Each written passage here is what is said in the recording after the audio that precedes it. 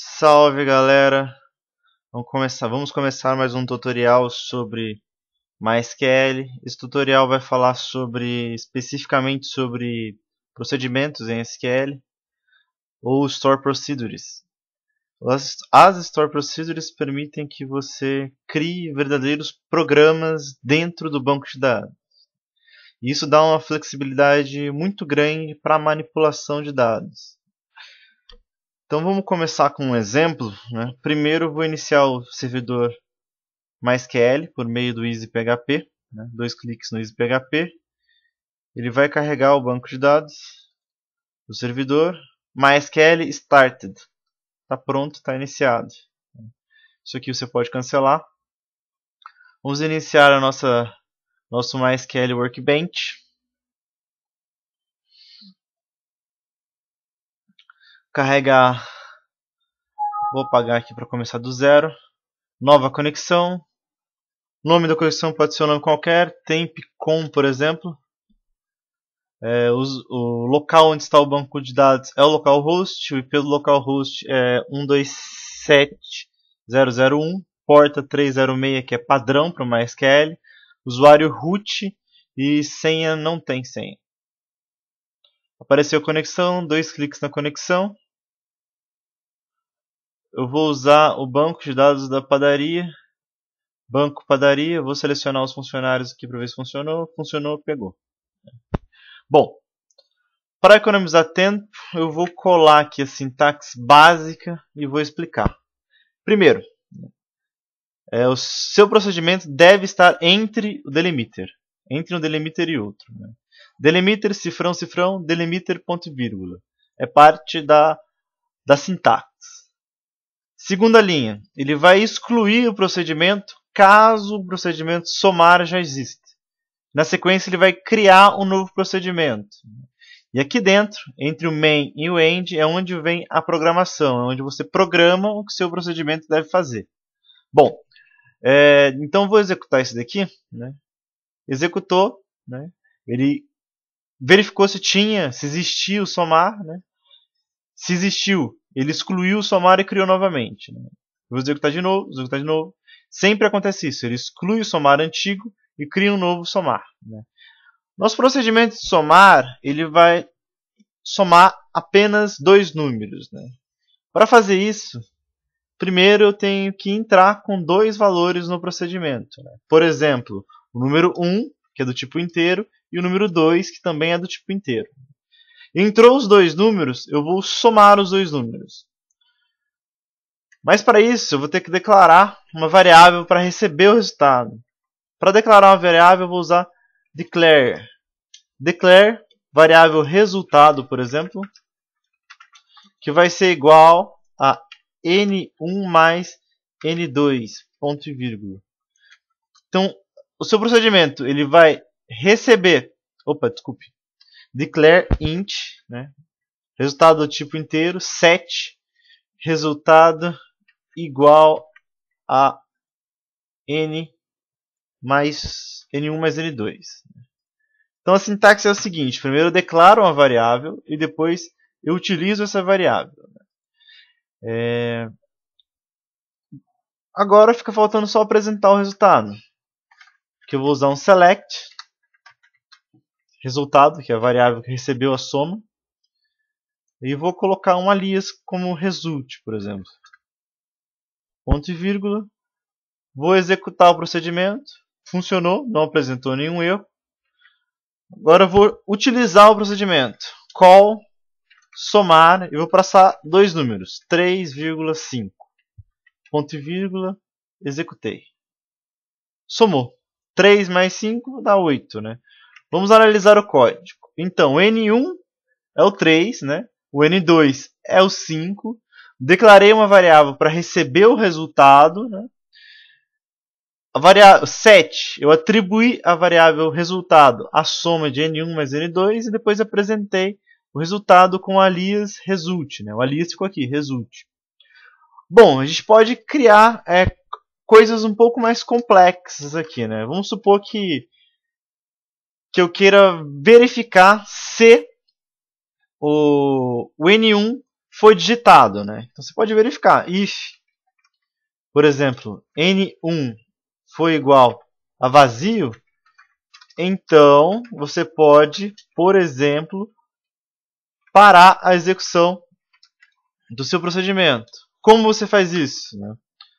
Você faz por meio do leave main.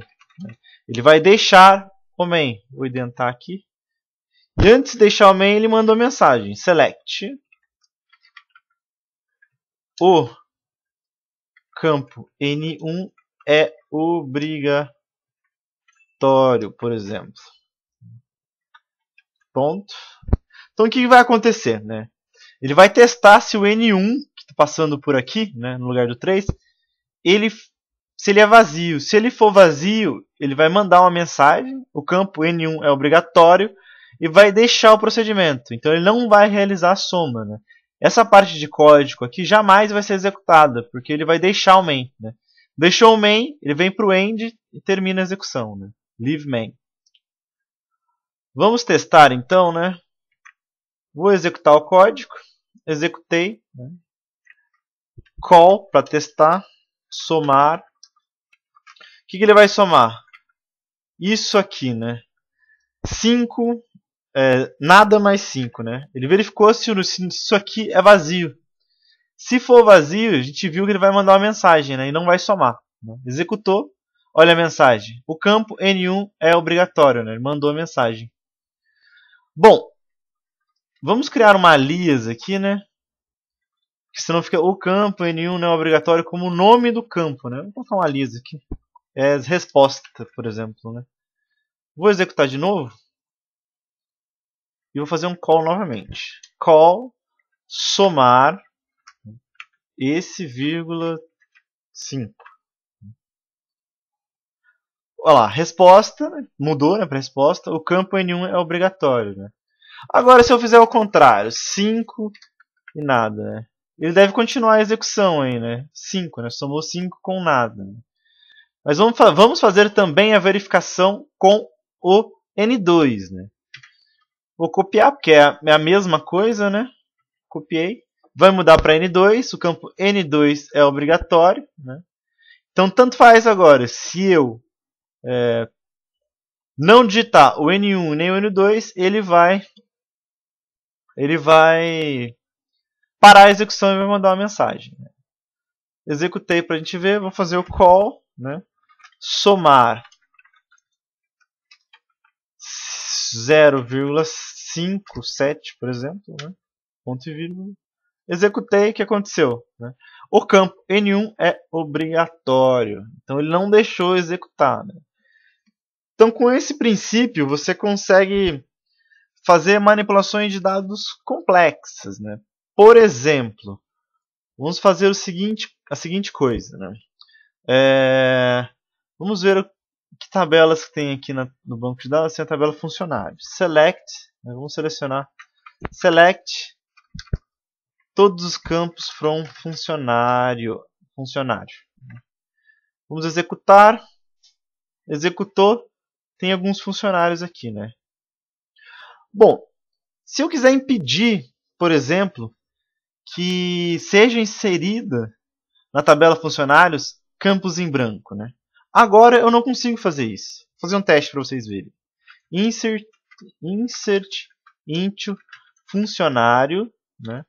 Quais campos eu vou inserir? Nome, sobrenome, QTD filhos e salário. Quais são os valores? Pronome eu vou colocar Marina. Sobrenome vou colocar em branco. Quantidade de filhos vou colocar em branco. Salário eu vou colocar 0, por exemplo. E se... Vamos tentar executar aqui. Né? Executou. Né? Ele inseriu a Mariana lá. Vamos selecionar aqui. Select all from funcionário. Executei. Bom, adicionou a Marina, né? Mas não colocou sobrenome para ela. A quantidade de filhos foi 0 mesmo. O salário foi 0. E se eu quiser impedir que sejam inseridos valores em branco. Como é que eu faço? Eu consigo fazer isso por meio de procedimentos.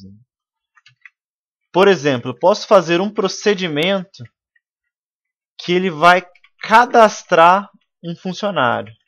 Vou voltar aqui para um que já está praticamente pronto, né? A sintaxe básica. Voltei. Vamos lá, cadastrar, procedimento cadastrar funcionário. Quais são os parâmetros do meu cadastrar funcionário? Né? Seria o nome do funcionário, né? Nome, que vai ser varchar, né? Varchar, tamanho, sei lá, 32, vírgula, sobrenome, que vai ser varchar também, por exemplo, 64, QTD filhos, pode ser tiny int, né? Não precisa ser nem int, não precisa nem ser int, que int é muito grande. E salário, que é float, né? Bom, vou quebrar aqui para ficar mais fácil de ver. Eu vou colocar uma letra, um P, no começo das minhas variáveis para ficar mais fácil de identificar, né? Para mim saber que é um parâmetro que está sendo passado. Bom, e aí eu começo a verificar, né? Eu não quero que um nome seja cadastrado em branco. Então eu verifico, né? Começo com ifs, né? If minha variável pnome foi em branco, então end if, né? O que ele vai fazer? Ele vai mandar uma mensagem, né? Select, por exemplo, mensagem: o campo nome não pode estar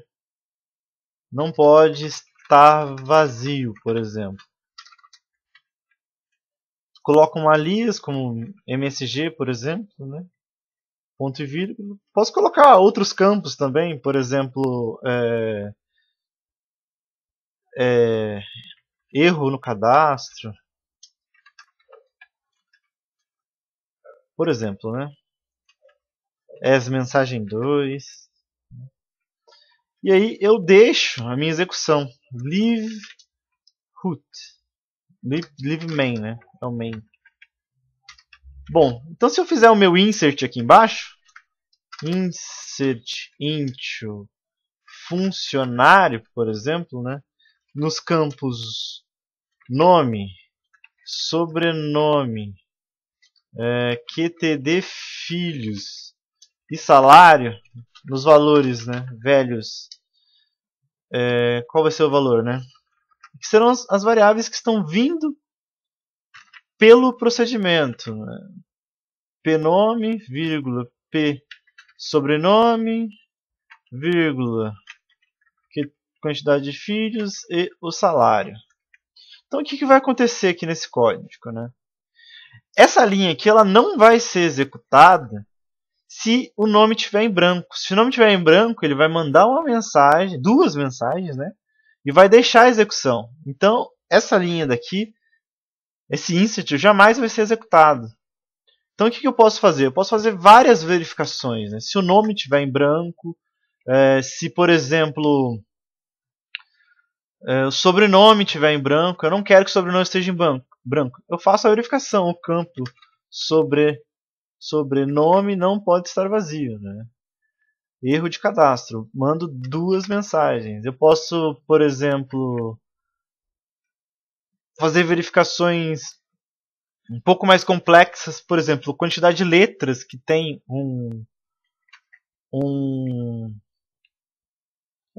nome, por exemplo, né? Posso usar o length. Length é o seguinte. Opa, escrevi errado. Length. Ele vai pegar a quantidade de letras que tem o nome, né? A pessoa vai lá e cadastra um nome com uma letra, né? Você tem que verificar se o banco não pode cadastrar um nome com uma letra, né? Então, se o length for menor do que 2, por exemplo, é muito pequeno o nome, né? Você pode mandar uma mensagem. O campo nome é inválido. Inválido, né? Erro no cadastro. Você manda a mensagem e deixa a execução, né? Então você faz uma série de verificações antes de você inserir. Você sempre livre, né? Você deixa a execução do programa antes dele inserir. Então, se algum if desse aqui, se ele entrar em algum if desse daqui, ele não vai inserir o usuário, ele não vai deixar inserir o usuário. Né? Vamos executar aqui. Né? Opa, tem algum erro aqui. Penome in fields, né? Vamos ver aqui. Penome.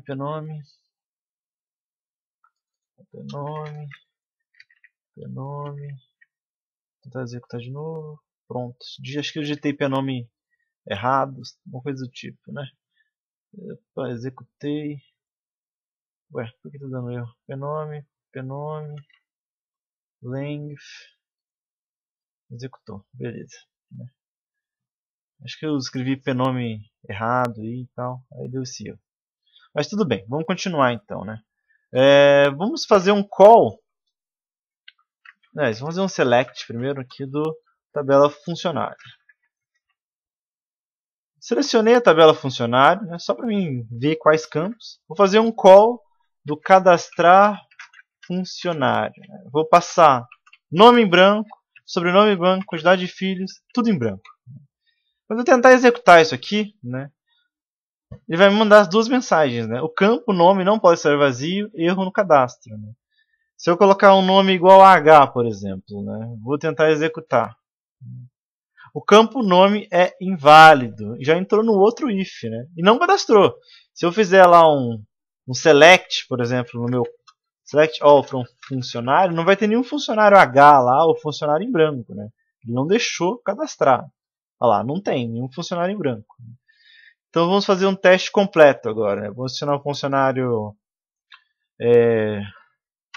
Antônio Santos, né? Quantidade de filhos 0, salário R$ 1.500. Vou executar. Né? Executou, não deu nenhum erro. Se eu fizer um select aqui agora, select all from funcionário, né? Eu vou verificar que ele inseriu o Antônio. Né?